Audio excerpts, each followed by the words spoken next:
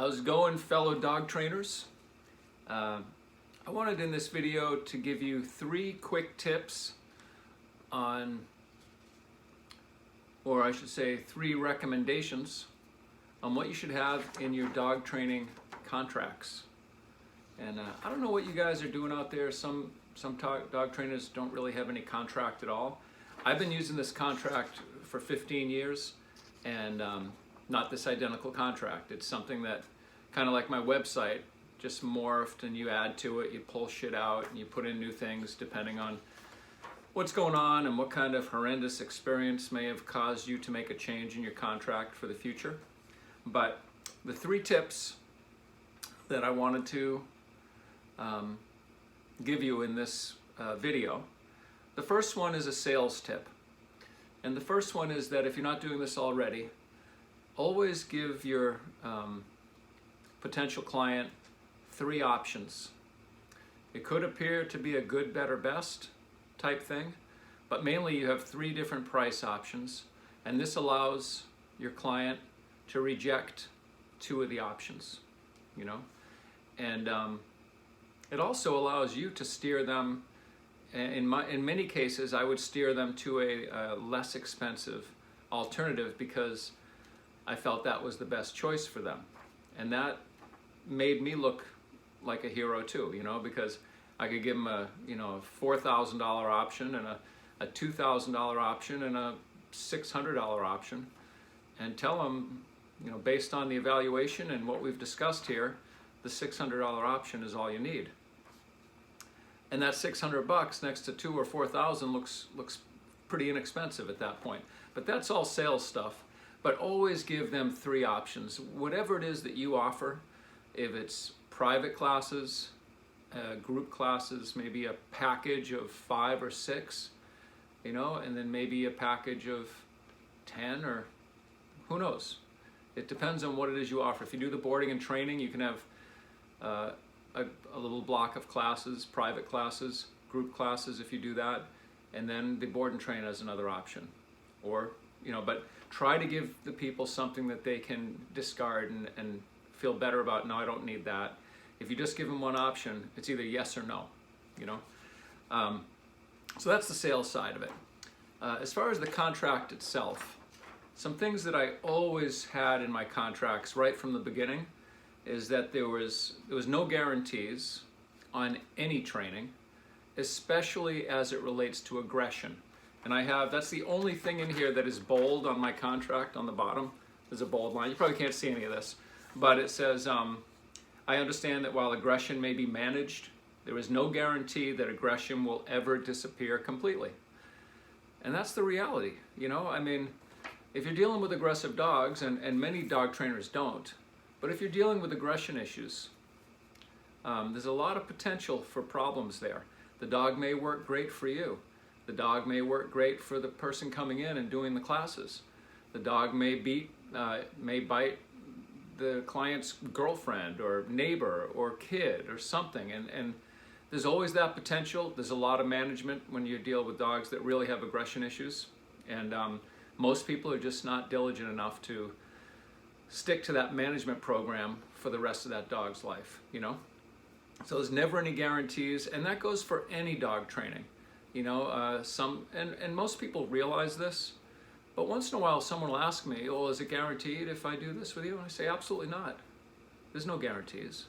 You know, I'll do the best I can. I'll work with the dog. I'll certainly be able to show you that the dog is trained, and I'll be able to help you train the dog.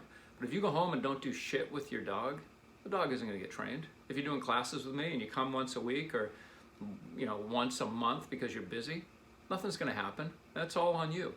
You know, and so most people are very understanding about the guarantee stuff. So don't guarantee it. There's no reason to guarantee it in writing or in a verbal contract. Don't talk about guarantees. And the last tip. So the first tip is give the people 3 options to choose from.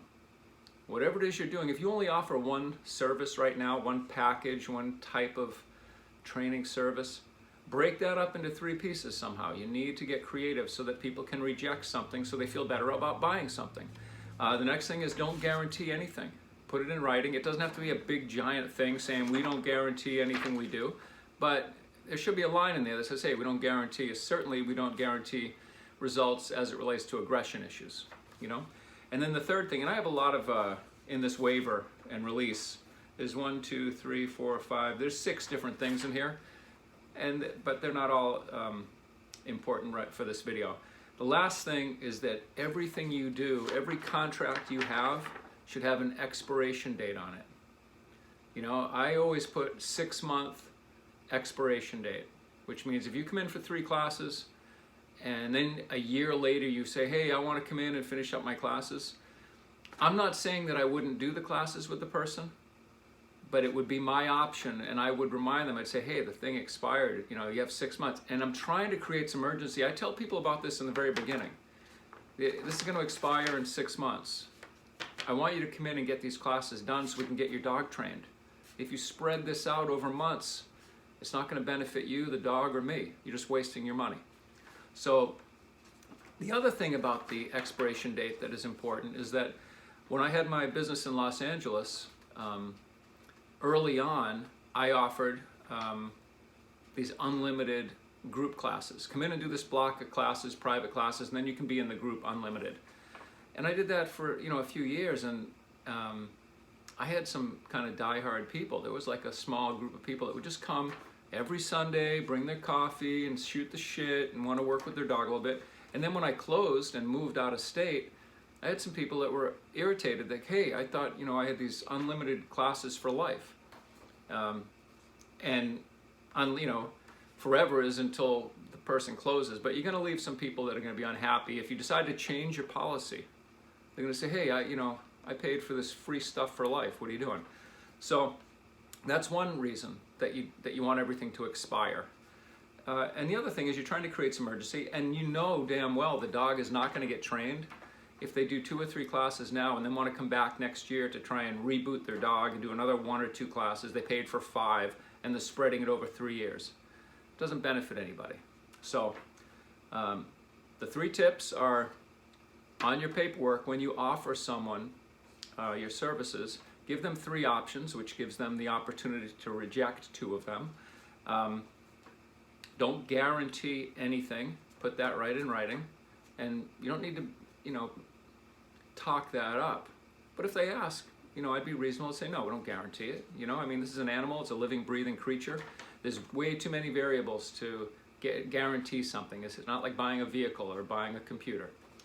And then thirdly, have an expiration date on your contracts. So I hope that helps, guys. If you have any questions or anything like that, you can email me, sixfiguredogtrainer@gmail.com. Peace. Talk to you guys later.